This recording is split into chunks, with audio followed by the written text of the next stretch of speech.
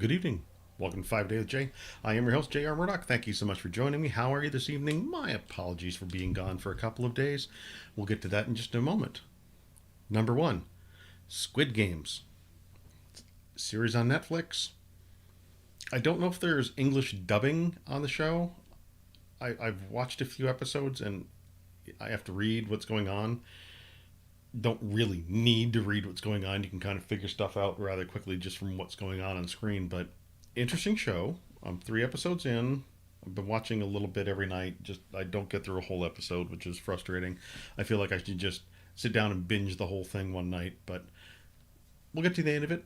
Interesting so far. Please don't send me any spoilers. Kind of curious to see where this is going to go. Fascinating, fascinating. Number two, I wrote a list. Let me put my glasses on. Um, I've been working out nearly every day, well, 5 days a week, sometimes six, on a recumbent bike. Inexpensive recumbent bike, not really fancy. That said, I broke one of the pedals. It didn't fully break off. Your pedals are like this, and well, they're like this, and as I was exercising the other night, one pedal just started to lean down a little bit, and I'm going. I'm like, wait, what? This is getting worse. So I stopped and I looked at the pedal, and it was bent. The hole where it goes, and the pedal rod. So let's say this is the pedal, goes into that hole, and it was welded in there. And it's very thin metal. It's not like a solid metal rod that was holding it. So it was bound to break. I've got some JB weld. I'm going to try and weld it all back together. I need a clamp so I can clamp it and hold it. So leave it for a couple of days to get it to heal itself. Uh, I'll get it fixed. I need to get it fixed so I can get back to working out. Don't want to just let this go. Um, Number three, where have I been? Past couple of days, I took one day mostly for myself. Wasn't really feeling right. I was, just not so much run down as just in a different headspace. I wasn't up and ready to do an episode, and I just realized how tilted the camera is. Pardon me. A little better? A little better? No? Maybe? Hey, look at that. Fixed the camera. Anyway, that was one day. Yesterday, my plan was to just relax, chill, get another episode out. My favorite daughter has been doing things for Iho's mom, so she's been over there and working away, prepping, getting things staged. She had a number of things staged here because she'd been waiting for a day when his mom goes to work, so they can just rip everything out, redo everything, do some paint, new light fixture, all kinds of stuff over there. Well, it was getting late in the day, and she's like, I need to come pick up the furniture that's there. I need to borrow the truck. And I'm like, okay. And Iho had to go to school. A lot was going on. It's like, fine, I'll go help. And I thought I was just going to help move the furniture in. I thought they were a little further along. They had a number of things that weren't finished. So I went staying there for an hour and a half, helping them get stuff prepared, get it ready. And then I left shortly before his mom got home, just helping get stuff set up. It was too late when I got back home to really sit down and do anything, and I was just brain was fried. Just wasn't going to happen last night. So I'm back tonight. My apologies for being away for a couple days. As I said, these things happen. Number four, Linux. I am not a Linux developer. I have never been a Linux developer. Once upon a time, I began learning Unix. I'm not a Unix developer. And when I say once upon a time, I mean 25 years ago. For maybe a year and a half, I spent some time doing some very basic Linux shell scripting. So I know what shell scripts are. I know how they work. I can do them. Today, I spent some time working on a shell script for work in Linux. I had 2 shell scripts that somebody else had written that worked. I made some minor modifications, minor tweaks to them, and I decided, you know what, I need another file. So on my Windows machine, I created a Windows shell script. If you know the ending to this, don't spoil it. I got the file written and uploaded, and one file called one or the other file. Well, the first file it would call, everything would run just fine. Rather simple task of just checking to see, is this server up and is this port open?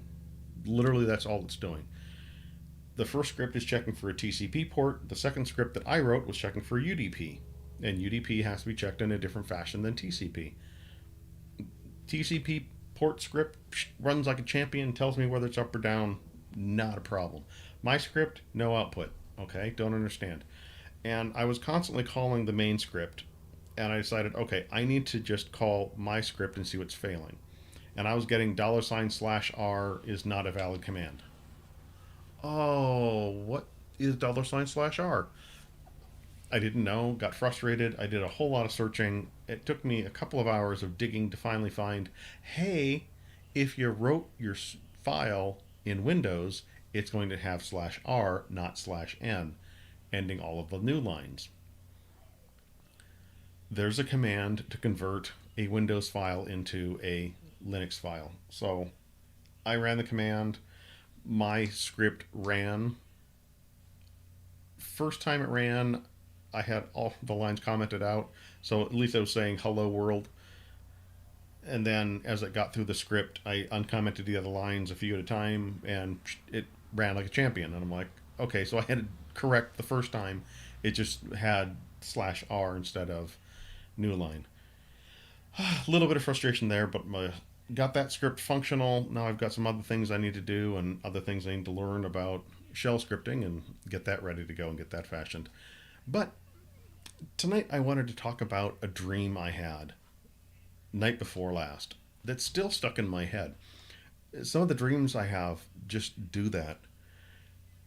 I was younger than I am now in the dream.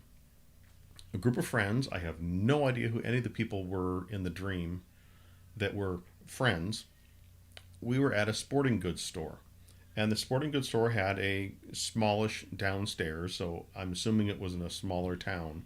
It was not a huge sporting goods store like Big Five or Dick's Sporting Goods. It was very small. It was almost as if you were in somebody's downstairs, but it was all open. There were no rooms, no kitchen. It was all sporting equipment. And then right in the middle, there was a set of stairs that went up, and there was an area around the top. Hold on one moment. My favorite daughter has brought grilled cheese and avocado. I will eat that as soon as this is over. Anyway, in the sporting goods store, in the middle of the store, was a staircase that went up and then up to an upper section. On that staircase, the banister on one side was charred wood. And you could see the smallest stump, about yay big, as the banister, and the whole railing, all the way up, was charred. And at the top was another similar sized charred stump.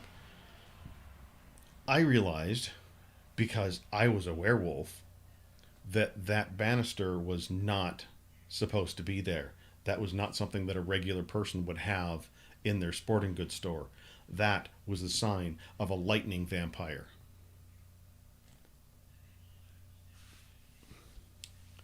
I've not read much urban fantasy, and if you've heard of a lightning vampire, please let me know. I'm going to do some digging on this and some research and see if I can find out what is a lightning vampire.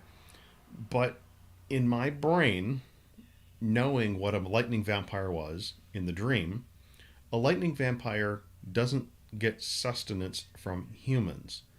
A lightning vampire gets sustenance from storms, from specifically electrical storms, being struck by lightning. Therefore, in their surroundings, they enjoyed being surrounded by things that have been struck by lightning, such as trees that have been struck and charred by lightning. That's what this banister represented. That's why I knew that the owner had to be a lightning vampire. And for whatever reason, my werewolf instincts kicked in and said, I need to fight the vampire, because that's what werewolves and vampires do, right? They fight. The only reason I think my brain went to werewolves versus vampires was because I watched like the first 15 minutes of one of the Underworld movies. But Where did the lightning vampire part come from? Yeah, we had thunder and lightning a couple weeks ago, but why would that associate with a vampire? I don't know what was going on. At any rate, I knew I had to kill this vampire. We're at a sporting goods store. I found an axe, and I picked up the axe, and I turned into a werewolf because as a werewolf I would have more strength. Unfortunately, as a werewolf, I also had these gigantic, long hands and these big claws. So I'm trying to hold this axe, and I couldn't hold it. The only way I could hold the axe was in human form. For some reason, I needed that axe to destroy the charred wood because that was the source of the lightning vampire's power. And as a werewolf, obviously, I would be able to just smash it to pieces. The wood was protected and could not be destroyed by werewolves. It could only be destroyed by a human. Therefore, I gave the axe to one of my friends, changed back into a werewolf because obviously I could just switch back and forth werewolf, not a werewolf, werewolf, not a werewolf. Take, I had to protect my friend from the vampire who was attacking me while my friend hacked and chopped up the charred wood that was struck by lightning. Then I woke up. I don't know if we beat the vampire. I don't know what happened to my friends. I don't know if I was killed or if the vampire was eradicated. I have no idea what happened at the end of the dream, and that's frustrating. And now I need to figure out all of the mythology around a lightning vampire. I don't know. I I don't know where it came from. My brain is boggled and confused. I need to figure this one out. I'm going to have to write a short story about lightning vampires. I'm going to have to. This is one of those dreams that was just so vivid and detailed with the people that were with me. Two other men, young men, boys, teenagers, I don't know, and a woman. And the vampire was dressed as immaculately as a coach you would expect to be dressed. Even had a whistle, a silver whistle, which I think is what made me have struggle against him as a werewolf. Is he had a silver whistle? I don't know. I don't know. It was just so much stood out in the dream that I'm gonna have to write it as a short story, or it's gonna drive me absolutely batty. Ha ha ha! Pun there. Get it? At any rate, I've got some other things I got to go take care of. I have a sandwich to go eat. Look at that! How good that looks. Oh, smells awesome. It's been 5 Day with Jay. I've been Jay. You been awesome.